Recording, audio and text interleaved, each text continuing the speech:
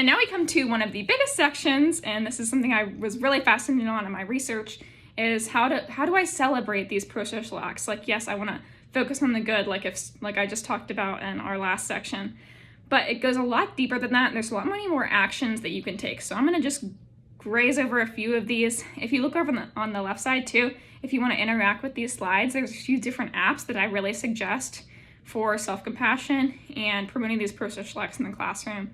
So the Calm app has tons of videos you could utilize as like brain breaks or starter activities to get students in that positive, calming mindset where they're in touch with their feelings and self-regulating their emotions.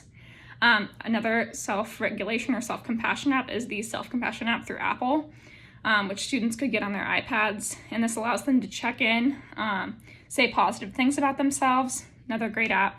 And then the Mood Meter app, which is the 4 colors on the bottom, is something that helps them track their emotions. And then they can maybe think about moments where they really focused on like, oh, I did that pro-social act and it was amazing. They won't say it like that, but they can think about their actions that they're taking to have positive experiences in school, which is great to see. So let's jump into it. As far as celebrating these pro-social acts, you really want to give feedback when they're progressing towards these goals. So maybe you have some students that are really struggling in this area, and this is where you sit them down. You set personal goals, they set goals that they want to reach themselves, and you provide them with feedback. You congratulate them when they are working towards these goals. You want to practice manners, which is an obvious as far as behavior goes, but you want to practice this with students.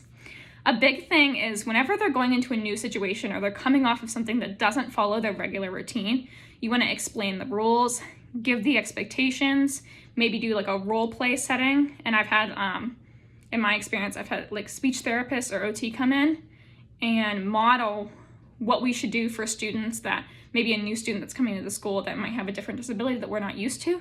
This is something we can do to support them. And this fosters that pro-social experience that we want to hit before we even get there, which is good to see. And overall, just prepare them, maybe use some like practice social stories to get them through this process. We want to demonstrate and encourage helping others, maybe random acts of kindness, catch people being good and reward this positive behavior rather than catching people being bad. Kind of already touched on that. I love the idea of having like a class compliment jar, using signals as far as what to do, maybe buttons on the board, maybe hand signals instead of all these verbal reminders or verbal cues that can get overwhelming for some students. I love giving students the why behind the rules. So not just applying these rules, but giving them the why and maybe letting them set the tone for what they expect to see in the classroom so that they're more likely to follow them. I want to highlight their pro-social strengths, so maybe we could incorporate this into ELA through like reading and writing activities and let them set the tone for what they think should be the best pro-social activity.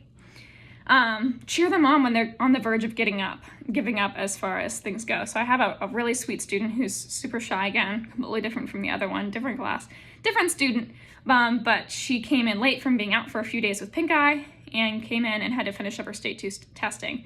And she has a ton of testing anxiety. So I'm working with her one-on-one, trying to get her through this exam, and she just starts crying. She becomes really overwhelmed. But then I say to her, I'm like, look how far you've come. Like, I'm trying to congratulate her and cheer her on when she's really ready to just give up on this test. She only had 10 questions left. She had already completed 50 that day. She had been working, like her work ethic was amazing. And I really had to focus on the good of this student to get her out of the mindset of why am I being so hard on myself when I've done something so great.